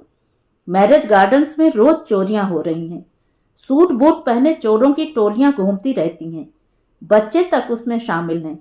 गिफ्ट वाले लिफाफे चोरी हो जाते हैं, पर्सेस छिन जाती हैं, बटुए उड़ा लिए जाते हैं, चेनें झपट ली जाती हैं। और ये दोनों तो पूरा ज्वेलरी बॉक्स बनी घूम रही हैं। किसी की भी नीयत खराब हो सकती है। फिर भूषण से बोले, बेटा, मैंने तुमसे कहा था ये सब लॉकर में रखवा दो। सॉरी बाबूजी, कहते हुए भूषण ने सिर झुका लिया। जाओ, हमें नहीं पहनना है। कहते हुए रंजना ने 3 लड़ा हार उतारकर मेज पर पटक दिया। अंजना ने भी उसका अनुसरण किया। फेंको मत, बाबूजी चिल्लाए। लाखों की चीज है, तुम्हारा बाप बिक भी जाएगा तो चुका नहीं पाएगा। दोनों लड़कियां पैर पटकते हुए कमरे में चली गईं। रुला दिया ना मेरी राजकुमारियों को, कितनी सुंदर लग रही थी, देखा नहीं गया होगा, मां ने ताना मारा। भूषण ने मां की ओर ध्यान नहीं दिया और बाबूजी से बोला, बाबूजी मेरा एक सजेशन है, मैं कैब बुलवा देता हूँ, आप और माँ इन लोगों के साथ चले जाएं, इन्हें ठीक से उतार कर उसी गाड़ी में वापस आ जाएं। माँ तुम साड़ी बदल लो और उन लोगों से कह दो कि तैयार रहें। मुझे कौन सा शादी में जाना है, पर गाड़ी में तो जाओगी ना? मैंने अभी खाना वाना नहीं बनाया है, वो सब हो जाएगा, चिंता मत करो। वे लोग जब चले गए तो निधि ने पूछा, खाना क्या बनाऊं? क्या बनाओगी? निधि चुप ही रही तो उसने कहा, आराम करो, मैं कुछ मंगवा लेता हूं। माँ जी नाराज तो नहीं होंगी? तुम खाना भी बनाओगी तो माँ जी नाराज नहीं होंगी, इसकी क्या गारंटी है? वे कोई और कारण ढूंढ लेंगी। फिर निधि कुछ नहीं बोली। भूषण ने खाना ऑर्डर कर दिया, पराठे, सब्जी, पुलाव, रायता और खीर। अपने लिए उसने पिज्जा मंगवाया। आ जाओ, गरम है, तब तक खा लेते हैं। उन लोगों से पहले? उन लोगों को आने में देर होगी, वैसे भी मैं शांति से खाना खाना चाहता हूं। और एक बात सुन लो, खाना खाने के बाद तुम सीधे कमरे में जाकर सो जाओगी। उन लोगों के लिए दरवाजा खोलकर मैं भी आ जाऊंगा। सास ससुर के लिए प्लेटें आदि लगाकर निधि ऊपर चली गई। वे लोग 10 बजे बाद ही लौटे। आते ही बाबूजी बोले, तुमने ठीक कहा था बेटा, वाकई जगह बहुत दूर है और रास्ता भी ज्यादा चलता हुआ नहीं है। ढूंढने में भी दिक्कत हुई। एक से नाम के 2 गार्डन्स थे, मयूर और मयूर पंख। लड़कियों के बस की बात नहीं थी। उन लोगों का मूड जाते समय खराब था, इसलिए मैं कह नहीं पाया। आप फोन करके बता देना। सुबह कोई परेशानी हो तो फोन कर दें, मैं चला जाऊंगा। अब आप लोग खाना खा लो, अभी गर्म ही होगा। बाजार से मंगवाया है, एक दिन बना ही लेती, माँ ने कहा। वो तो बनाने को तैयार थी, मैंने ही मना कर दिया। सब्जी पसंद नहीं आती तो तुम कचरे के डिब्बे में डाल देती, रोटियां कुत्तों के लिए उठाकर रख देती और फिर आधी रात को बनाने बैठती, इसलिए मंगवा लिया। खूब कान भरे गए हैं। कान भरने की मोहलत ही कहाँ देती हो, रात भर तो कमरे का चक्कर काटा करती हो। ये जानकारी तो तुम्हारे शिकायत के पुलिंदे से ही इकट्ठी की है मैंने। रात भर? क्या कह रहे हो तुम? बाबूजी की बात को अनसुना कर मां ने कहा, वह डिब्बा क्या है? वह समझ गया कि मां ने जानबूझकर उसका ध्यान बटाने की कोशिश की है। उसका मन तो हुआ कि बाबूजी को रात की गश्त के बारे में बता दे, पहली रात का किस्सा भी बता दे, पर चुप रह गया। बाबूजी का गुस्सा वह जानता है, मां के प्राण ही ले लेंगे। उस डिब्बे के लिए पूछ रही हो? पिज्जा मंगवाया था, बहनों की याद तो ना आई होगी। भूषण को पता नहीं क्या हुआ, उसने मां की बाह पकड़ी और उन्हें खींचकर फ्रिज के पास ले आया। अरे अरे क्या कर रहा है, मेरा हाथ तोड़ेगा क्या? मां चिल्लाई। तब उसे एहसास हुआ कि उसके भीतर का सारा रोष अनजाने ही उसकी पकड़ में उतर आया था। उसने हाथ छोड़ दिया और फ्रिज खोलकर खड़ा हो गया। मुझे मालूम था तुम यह बात जरूर कहोगी, इसलिए पहले से ही इंतजाम कर रखा है। ये डिब्बा रखा है, सुबह अपनी राजकुमारियों को खिला देना। वह ऊपर आया तब हमेशा की तरह सर भन्ना रहा था और जैसा कि उसने कल्पना की थी, निधि पलंग पर चुपचाप बैठी थी। उसकी आंखों में असंख्य प्रश्न थे जिनके उत्तर भूषण के पास नहीं थे। भूषण, कल बहू के भाई उसे लेने आ रहे हैं। पिछली बार जब वे लेने आए थे तब तुमसे भेंट नहीं हो पाई थी। उसके पिताजी छोड़ने आए थे, उस दिन भी तुम काम पर थे, इसलिए इस बार वे रविवार को आ रहे हैं। तुम घर पर ही रहना। जी अच्छा। माँ एकदम बिफर उठी। ये क्या तरीका है, न पूछना न ताछना। जब मर्जी आई लेने चले आते हैं, जब मर्जी हो छोड़ जाते हैं। कुछ हमारी सुविधा भी देखेंगे कि नहीं? तुम्हें कौन सी असुविधा हो रही है? और बहू के बिना तुम्हारे कौन से काम अटके पड़े हैं? बाबूजी ने कहा। फिर भूषण से बोले, पिछली बार उसके पिता यहां से गए थे तो रात के 11 बजे घर पहुंचे थे, इसलिए इस बार वह जल्दी निकल जाएंगे। 10 बजे आएंगे और 11 बजे निकल जाएंगे। बहू से कह दो आज ही सामान बांध ले। और हाँ, तुम अपने साले साहब के नाश्ते का ठीक से इंतजाम करना, अपनी माँ के भरोसे मत रहना। यह मुझे ताना दिया जा रहा है ना? पिछली बार उसके पिताजी आए थे तो मुझे लगा बेटी के यहाँ कुछ खाएंगे नहीं, इसीलिए तुमने कोरी चाय परोस दी थी। उन्हें खाना होता तो खाते, ना खाना होता तो नहीं खाते, पर साथ में कुछ रखना तो था। 300 किलोमीटर दूर से आया आदमी उसे चाय पर निपटा दिया। मैं उस दिन इतना शर्मसार हुआ था। अच्छा है इस बार तुम घर पर रहोगे तो गड़बड़ी नहीं होगी। भूषण ने मन में सोचा, ईश्वर करे ऐसा ही हो, पर माँ अगर गड़बड़ी करना चाहेंगी तो उन्हें कौन रोक सकता है। रात को उसने निधि से पूछा, तैयारी हो गई? निधि ने सूटकेस की ओर इशारा कर दिया जो पैक हो चुका था। ये भी रख लो, उसने कुछ पैकेट्स पकड़ाते हुए कहा। ये क्या है? कुछ नहीं, छुटके के लिए। क्या नाम है उसका? हाँ, तनिष्क के लिए टॉयज और टॉफी, और घर के लिए थोड़ी सी मिठाई। निधि ने वह सामान अपने हैंड बैग में डाल दिया, फिर बोली, ये 2 सूट्स रख कर जा रही हूँ, आप दीदी लोगों को दे देना, और कल मैं जो साड़ी उतार कर जाऊंगी वह कौशल्या दीदी को दे दीजिएगा। मुझसे मिलेगी तो मैं ही दे दूंगी, नहीं तो आप ध्यान रखना। अपनी बहनों को कौशल्या के साथ लपेटना उसे अच्छा नहीं लगा, पर वह कुछ बोला नहीं। और हाँ, अलमारी में एक लहंगा सूट रखा है, डिब्बे में बंद है, इसलिए शायद माँ जी की उस दिन नजर नहीं पड़ी। मैंने एक बार बस शादी में पहना है, यहाँ ले आई थी कि अगर रिसेप्शन वगैरह होगा तो ज़रूरत पड़ेगी। अभी ऐसे ही रखे रहती हूँ, जब रंजना दीदी की शादी होगी तब उन्हें निकाल कर दे दीजिएगा। तुम तो ऐसे कह रही हो जैसे रंजना की शादी में तुम नहीं रहोगी। निधि कुछ क्षण चुप रही, फिर एकदम बोली, I am not coming back. क्या? भूषण एक बारगी चौंक गया था। मैं अब लौटकर यहाँ नहीं आऊंगी। मैं तो इस बार भी नहीं आने वाली थी, पर मम्मी पापा ने जोर देकर कहा कि 4-5 दिन में तुमने ऐसा क्या देख लिया, इतनी जल्दी मनुष्य की पहचान नहीं होती है। महीना 15 दिन रहकर देखो, फिर सोचेंगे। अब मैंने रहकर भी देख लिया, और मैं इस नतीजे पर पहुंची हूं कि मेरे कारण घर में बहुत कलह क्लेश हो रहा है। माँ बाबूजी की रोज झड़प होती है, आपकी और माँ जी की भी नोक-झोंक चलती ही रहती है। वे कहती हैं, मेरा बेटा ऐसा नहीं था, कभी ऊंचे स्वर में बात नहीं करता था, अब तुम्हारा गुस्सा मुझ पर उतर रहा है। मैं नहीं जानती कि आप मुझ पर नाराज क्यों हैं। अपनी तरफ से तो मैं पूरी सावधानी बरतती हूँ, किसी को शिकायत का मौका नहीं देती, पर कहाँ क्या गलत हो जाता है समझ में नहीं आता। हर लड़की के लिए ससुराल एक अग्नि परीक्षा ही होती है। नए लोग, नया वातावरण, नई परिस्थितियां, एडजस्ट करते करते पसीना छूट जाता है। मैंने भी पूरी कोशिश की है, पर किसी को खुश नहीं कर सकी। मुझे आपसे कोई शिकायत नहीं है।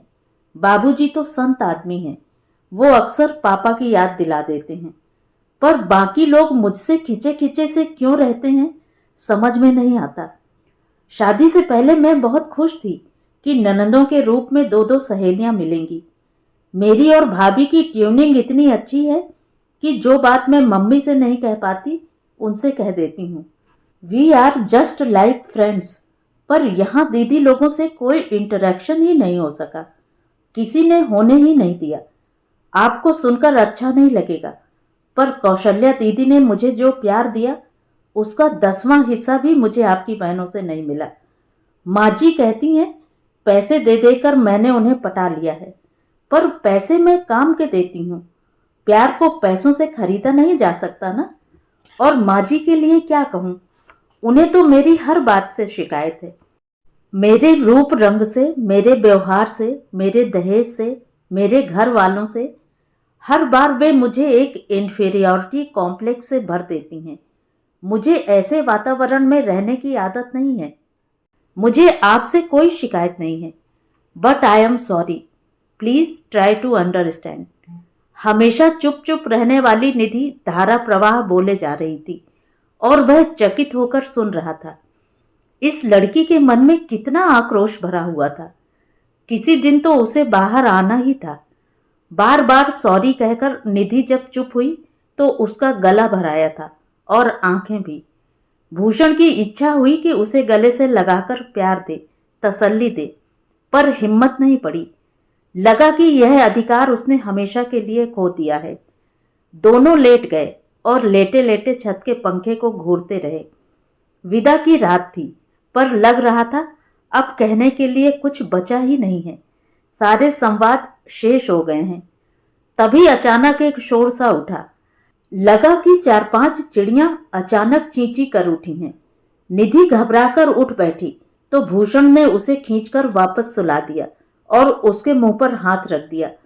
वह छटपटा कर रह गई, न उठ सकी न कुछ बोल सकी। मुश्किल से 1.5-2 मिनट वह शोर रहा होगा, फिर एकाएक थम गया और सीढ़ियों पर उतरती पदचाप सुनाई दी। उसके साथ ही बाबूजी की कड़कदार आवाज भी, वहां ऊपर क्या कर रही हो, उतरो नीचे। साथ ही अंजना की आवाज थी, क्या हुआ बाबूजी? कुछ नहीं, अपने कमरे में जाओ। इसके बाद सब कुछ शांत हो गया। भूषण ने अपनी पकड़ ढीली की और निधि के मुंह पर से हाथ भी हटा लिया। निधि ने एक लंबी सांस ली और कांपते स्वर में पूछा, ये सब क्या था? अब क्या बताऊं, मेरी ही खुराफात थी। मतलब? मैंने 1-2 बार ताना दे दिया था तो माँ ने आजकल ऊपर आना छोड़ दिया था, पर मुझे विश्वास था कि आज वे जरूर आएंगी। मैं उनकी यह आदत छुड़ाना चाहता था, इसलिए बालकनी की मैट के नीचे मैंने 4-5 रबड़ के खिलौने छुपा दिए थे। मैंने सोचा किसी न किसी पर तो उनका पांव पड़ेगा ही। आवाज से वे चौंक जाएंगी और भाग खड़ी होंगी, पर घबराहट में शायद उन्होंने सभी खिलौनों को रौंद डाला। अच्छा खासा हंगामा हो गया। आपको ऐसा नहीं करना चाहिए था। मुझे अगर पता होता कि तुमने वापस ना आने का मन बना लिया है तो ऐसा हरगिज न करता। माँ को नाहक जलील किया मैंने। पश्चाताप में उसके आंसू निकल आए। आई am sorry, really I am very sorry. तुम सॉरी क्यों बोल रही हो? It is all my fault. लेकिन यह सब मेरी वजह से ही हो रहा है ना, इसीलिए अब मेरा यहाँ रहने का मन नहीं है। मैं फिर कहती हूँ कि मुझे आपसे कोई शिकायत नहीं है। आप और बाबूजी, आप दोनों के कारण मैं इतने दिन यहाँ रह पाई, पर मेरे सहने की भी एक सीमा है ना। There is a limit to my tolerance. Yes, I understand and I have no grudges, उसने सांत्वना भरे शब्दों में कहा। एक प्रश्न बार बार उसके होठों तक आकर लौट रहा था, क्या तुम तलाक चाहती हो? पर वह इस प्रश्न से ऐसे ही बच रहा था जैसे लोग किसी अशुभ, अमंगल, अपवित्र शब्द के उच्चारण से बचते हैं। सुबह ठीक 10 बजे अविनाश की गाड़ी दरवाजे पर आकर रुकी। उसने बताया कि वह घर से शाम को ही चल पड़ा था, रात में कहीं रुक गया था, सुबह 6 बजे फिर चल पड़ा था, तभी समय पर पहुंच पाया है। सामान उतरवाकर गाड़ी सड़क पर नीम के नीचे पार्क कर दी गई। सामान में मिठाई का एक पूरा डाला था जिसने पूरी टेबल घेर ली थी। इसके साथ ही एक बड़ा बैग था। बैग खोलकर अविनाश ने उपहार बांटने शुरू किए।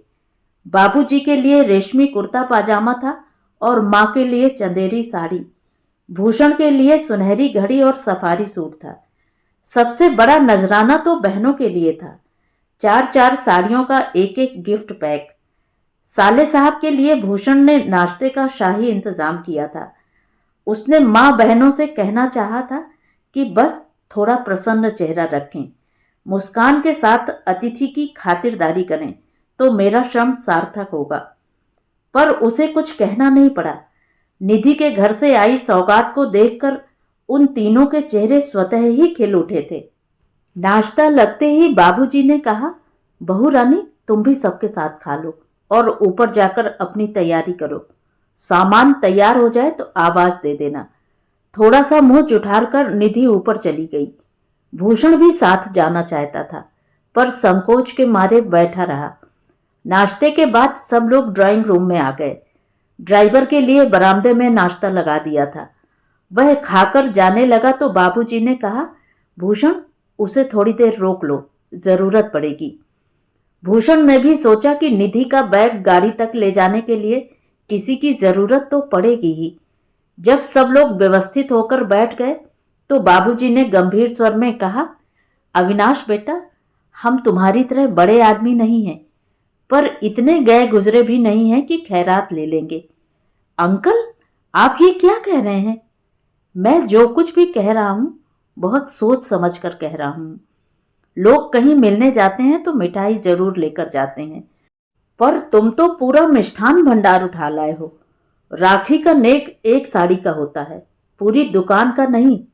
अंकल, मम्मी ने राखी, तीज, दशहरा और दिवाली की 4-4 साड़ियां रखवाई थी। फिर मकर संक्रांति, होली, गणगौर, इनको भी तो चाहिए ना। देखो, हम तुम्हारा अपमान नहीं करना चाहते, इसलिए एक एक साड़ी मैं रख लेता हूँ, बाकी गाड़ी में रखवा दो। भूषण, मिठाई का एक पैकेट निकालकर बाकी सब भिजवा दो। अंकल, कम से कम मिठाई तो रहने देते। नहीं, मैं यहाँ बांटता फिरूंगा, इससे अच्छा है तुम ही कहीं बांट दो। एक बात और, आज तो हमने तुम्हारा मान रख लिया, पर अगली बार जब आओ तो केवल अपनी बहन और बहनोई के लिए सौगात लाना। पूरे घर की पहरावनी करने की जरूरत नहीं है। अविनाश के पास अब कहने के लिए कुछ नहीं था। उसने चुपचाप सारा सामान ड्राइवर के हाथ गाड़ी में रखवा दिया। तब तक निधि भी आ गई।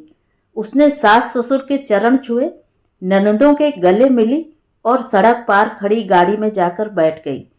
उसका सामान लेकर भूषण और अविनाश भी वहीं पहुंच गए। वे दोनों एक तरफ खड़े होकर बात कर रहे थे कि भूषण ने देखा दोनों बहनें चली आ रही हैं। जरूर इन्हें बाबूजी ने भेजा होगा। साथ आती तो कोई बात भी थी। उसने तिक्त स्वर में कहा, यहां धूप में खड़ी मत रहो, जाओ घर में जाओ। और यह बात कहते हुए उसने देखा कि माँ बरामदे की जाली से लगी खड़ी हैं। उनकी यह ताक झांक करने की आदत पता नहीं कब जाएगी। उन लोगों को विदा करके 15 मिनट बाद जब वह लौटा तब भी माँ वहीं खड़ी थी। यहां खड़ी क्या कर रही हो? उसकी सारी खींच उसके स्वर में उतर आई थी। देख रही थी इतनी देर से क्या बातें हो रही थी। मियाँ बीबी की बातें तो सुनती ही हो, अब तुम्हें साले बहनोई की बातों में भी रस आने लगा। कहते हुए वह कमरे में आया। देखा बाबूजी दोनों हाथों में सिर पकड़े निश्चल बैठे हुए हैं। उसने महसूस किया कि वह भी जब बुरी तरह परेशान होता है तो इसी तरह सिर पकड़कर बैठ जाता है। यह आदत उसने शायद बाबूजी से ही ली है। उसकी आहट पाकर बाबूजी ने सिर उठाया, पूछा, वे लोग गए? जी। कब तक पहुंच जाएंगे? बाबूजी पूछ ही रहे थे कि रंजना ने साड़ियां उठा लीं। बाबूजी एकदम चीखे, रखो नीचे, खबरदार जो हाथ लगाया। रंजना सहम कर पीछे हट गई थी। बाबूजी का गरजना जारी था, माँ बेटी तीनों मिलकर बहू की अलमारी खंगालती रही हो, इसीलिए वह साड़ियों का गट्ठर मुंह पर फेंक गया। उस दिन तुम्हारी माँ ने मिठाई का ताना दिया था, इसलिए पूरी दुकान यहां उठा लाया। वे लोग भी सोचते होंगे कैसे मंगनतों के यहां लड़की ब्याह दी है। सच, जिंदगी में इतना शर्मसार कभी नहीं हुआ था मैं। सारी इज्जत का कचरा करके रख दिया। बाबूजी के एक एक शब्द से उनकी तिलमिलाहट जाहिर हो रही थी। भूषण उनके पास बैठ गया और शांत स्वर में बोला, बाबूजी, आपकी इज्जत का तो सिर्फ कचरा हुआ है, मेरी इज्जत का तो फालूदा बन गया है। मतलब? आपकी बहू रानी ने कह दिया है अब वह यहां लौटकर नहीं आएगी। क्या? 4 स्वर एक साथ उभरे। आप तो जानते हैं बाबूजी कि वह इस बार भी आना नहीं चाहती थी। शादी के पहले 4-5 दिनों में ही उसे ऐसे कड़वे अनुभवों से गुजरना पड़ा था कि उसने साफ मना कर दिया था। उसके माँ बाप ने उसे समझाकर भेजा था कि 4 दिन में तुम किसी को जज नहीं कर सकती, जरा लग कर रहो। इसलिए इस बार पूरे 33 दिन रहकर गई है। पिछली बार तो सिर्फ ट्रेलर ही देखा था, इस बार पूरी फिल्म सामने आई है। कोई भी संवेदनशील, स्वाभिमानी लड़की इन अनुभवों को दोहराना नहीं चाहेगी। यह हमारे लिए कितने गौरव की बात है ना कि एक लड़की 2 महीने भी हमारे घर में रह नहीं सकी। उसके स्वर में व्यंग था, रोष था। मैं पूछती हूं ऐसा क्या हो गया? यह तुम पूछ रही हो माँ? यहाँ एक भी दिन ऐसा नहीं बीता जबकि उसके रूप रंग पर फप्तियां न कसी गई हों, उसके अनाड़ीपन का मजाक न उड़ाया गया हो, उसके अनगढ़ कामों की आलोचना न की गई हो, उसके घर वालों को कोसा न गया हो। माँ, सहने की भी एक हद होती है। उसे तो ऐसा लग रहा था जैसे किसी शत्रु के खेमे में पटक दिया गया हो। तुम दोनों बाप बेटे उसके इतने बड़े हिमायती थे, तो इसीलिए तो उसने इतने दिन गुजार दिए, नहीं तो वह कब की चली गई होती। खुद तो तुमने उसे कभी प्यार दिया ही नहीं। बाबूजी उसका ख्याल रखते थे तो वह भी तुम्हें अखरता था। और मेरी ये बहनें, वह तो सोचकर आई थी कि मुझे दो सहेलियां मिलेंगी, क्योंकि उसका अपनी भाभी के साथ भी ऐसा ही रिश्ता है। दोनों में खूब अच्छी ट्यूनिंग है, पर इन दोनों ने उसे कभी अपना समझा ही नहीं। कभी दो घड़ी भी उसके पास नहीं बैठी, उसकी समस्याएं नहीं सुनी। हमेशा कटी कटी सी, खिंची खिंची सी रही, हमेशा खार खाती रही। पता नहीं क्यों, इससे ज्यादा प्यार तो उसे कौशल्या ने दिया है। अब तुम कहोगी उसने पैसे दे देकर कौशल्या को पटा लिया था। पैसे से काम बनते हैं माँ, प्यार नहीं मिलता। ये कितनी शर्म की बात है कि मेरी बहनों से ज्यादा प्यार उसे घर की नौकरानी ने दिया। कुछ देर कमरे में सन्नाटा छाया रहा। फिर माँ बोली, मुझे पता है बेटा, तुम्हें बहुत दुख हो रहा है, पर इतना दुखी होने की भी जरूरत नहीं है। वह वापस नहीं आ रही तो ना सही, दे दे तलाक। मैं तेरे लिए उससे अच्छी 2500 लड़कियां ले आऊंगी। तो पहले ही ले आती ना, ये 26वीं क्यों पकड़ लाई? मेरी अकल में पत्थर पड़ गए थे, मेरी मति मारी गई थी। अपना फेवरेट डायलॉग नहीं बोलोगी? उन लोगों ने चाय में कुछ पिला दिया था, हलवे में कुछ खिला दिया था। मेरा मजाक उड़ा रहा है तू? मेरी जिंदगी खुद एक मजाक बन गई है। मैं किसी का क्या मजाक उड़ाऊंगा? भूषण ने कहा और फिर बाबूजी के हाथों में एक लिफाफा देते हुए बोला, बाबूजी ये देखिए। ये क्या है बेटा? थाईलैंड के आने जाने के टिकट हैं और 4 दिन का होटल का पैकेज। मैं उनकी बेटी को कहीं घुमाने नहीं ले जा सका ना, उसका यह जवाब है। मुझसे यह गलती हो गई है, मानना पड़ेगा। मैं ऐसी वैसी जगह जाना नहीं चाहता था और बहुत ऊंची जगह जाने की मेरी सामर्थ्य नहीं थी। हिम्मत करके किसी हिल स्टेशन चला भी जाता तो घर में भूचाल आ जाता। एक दिन, सिर्फ एक दिन हम लोग सिनेमा चले गए थे, तब कैसा कांड हुआ था आपने देखा था ना। बस तुम लोग हर बात मुझ पर डाल दिया करो, माँ भुनभुनाई। मैं कुछ गलत कह रहा हूं? उस दिन आधी रात को तुमने कैसा तमाशा किया था, भूल गई? ऐसी सास मैंने पहली बार देखी जो बहू से ईर्ष्या करती हो। उसके लिए मैं साड़ी लाऊं तो तुम्हें जलन होती है, उसे टैक्सी में ले जाऊं तो तुम्हें तकलीफ होती है। उस दिन मामूली से पिज्जा के लिए तुमने सुना डाला। सचमुच हनीमून पर चला जाता तो पता नहीं क्या बवाल करती। फिर कुछ देर तक ठहर कर बोला, किस्सा अभी खत्म नहीं हुआ है बाबूजी। मतलब? आप जानते हैं शहर में स्नेह नगर नामक पॉश कॉलोनी है। वहां एक बहुमंजिला इमारत बनी है, अंजलि टावर्स। वहां मेरे लिए एक 3 BHK बुक किया गया है। नवरात्रि में गृह प्रवेश होगा। तू तो कह रहा था वह वापस नहीं आएगी, माँ ने पूछा। उसने अपने माँ बाप से भी यह बात कही होगी, तभी तो आनन फानन उन्होंने यह फ्लैट बुक कर लिया है। कितना पैसा है उनके पास, खड़े खड़े फ्लैट बुक कर लिया।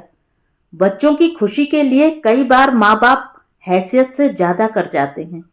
खैर, तुमने उसका सामान अभी खोला नहीं है ना, उसे पैक ही रहने दो, शिफ्टिंग में सुविधा होगी।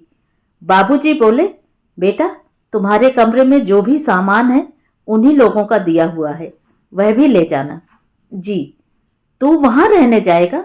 माँ ने पूछा। तो क्या वह अकेली वहां रहेगी? तो फिर ताजमहल का क्या होगा? अनजाने ही सही, माँ तुमने इस कमरे को सही नाम दिया है। तुम तो जानती हो ताजमहल किसी महल का नाम नहीं है, वह मुमताज महल की कब्र है। हमारी भी सारी आशाएं, इच्छाएं, उमंगें उस कमरे में दफन होकर रह गई हैं। एक रात हम वहां चैन से नहीं सोए हैं। एक दिन ऐसा नहीं बीता जब ताने उलाहनों से हमारा कलेजा छलनी न हुआ हो। मेरे ऑफिस को निकलते समय रोज कुछ ना कुछ बखेड़ा होता था। लौटते समय भी मन में धुकधुकी बनी रहती थी कि घर जाकर पता नहीं क्या देखना सुनना है। ये 2 महीने तो व्यर्थ ही निकल गए। अब नई जगह में जाकर जिंदगी की नई शुरुआत करके देखते हैं। और भूषण उठकर चला गया। बाबूजी बोले, अब खुश हो जाओ भगवान, जो तुम्हारी आंख की किरकिरी थी, जिसे देख देख कर तुम्हारा जी जलता था, वह चली गई है। अब कलेजा ठंडा कर लो। मुझे ताना दे रहे हैं? नहीं, बधाई दे रहा हूं। मां भुनभुनाई, काली कलूटी थी, फिर भी ऐसा जादू कर गई। रूपमती होती तो पता नहीं क्या करती। रूपमती होती तो तुम्हारे घर झांकने भी नहीं आती। मजबूरी में ही उन्होंने इधर का रुख किया था। उन्होंने सिर्फ वर को देखा। वे जानते थे घर तो वे कभी भी दे सकते हैं, दे ही रहे हैं। अपनी कमजोरी को ढांपने के लिए उन्होंने रुपयों का उपयोग किया, क्योंकि उन्हें पता था कि दुनिया में तुम जैसे लोग भी होते हैं जो रुपयों की चकाचौंध में होश खो बैठते हैं। उन्हीं रुपयों की लालच में तुम उनकी साधारण रूप रंग वाली कन्या को ब्याह लाई और फिर पहले दिन से उस पर व्यंग बाणों की बौछार करके उसका जीना मुश्किल कर दिया। तुम भूल गई कि तुम्हारी भी 2 बेटियां हैं। तुम्हें उनकी सुंदरता पर नाज है, पर तुम्हें यह पता नहीं है कि शादी के मार्केट में रूप नहीं, रुपया चलता है, जो उनके बाप के पास बिल्कुल नहीं है। अगर उन दोनों को तुम जैसी खूसट सास मिल गई तो पूरी जिंदगी ताने ही सुनती रहेंगी। अपनी ही बेटियों को बद्दुआ दे रहे हो। मैं क्या बद्दुआ दूंगा? बद्दुआ तो बहू के माँ बाप दे रहे होंगे, और वो फल भी रहे हैं। पहले घर की लक्ष्मी रूठ कर चली गई, अब बेटा भी जा रहा है। अब तुम आनंद करो। तो ये थी कहानी। कहानी आपको कैसी लगी कमेंट करके ज़रूर बताएं। और अगर मेरे द्वारा सुनाई हुई कहानियाँ आपको अच्छी लगती हैं तो मेरे चैनल को सब्सक्राइब ज़रूर करें, लाइक करें और अपने दोस्तों और परिचितों में शेयर भी करें। बेल आइकन दबाना बिल्कुल भी ना भूलें। धन्यवाद।